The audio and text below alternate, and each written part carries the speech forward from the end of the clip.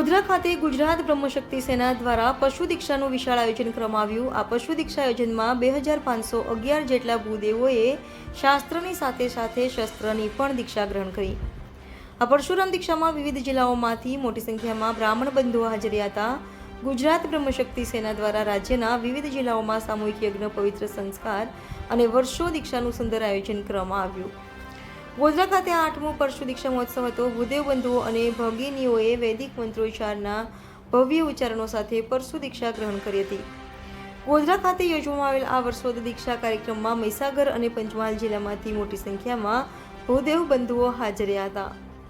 રાજ્યના વિવિધ શહેરોમાં વસવાટ કરતા ભૂદેવ પરિવારોને વધતી જતી કાળજાળ મોંઘવારીની ભીસમાં આર્થિક નાણાકીય બોજ વેઠવ્યું ન પડે તેવા શુભાશય સાથે શાસ્ત્રોક્ત વિધિવિધાન સાથે યજ્ઞો, પવિત્ર સંસ્કાર અને પરશુ દીક્ષાનું ભવ્ય આયોજન ગુજરાત બ્રહ્મશક્તિ સેના દ્વારા કરવામાં આવ્યું હતું।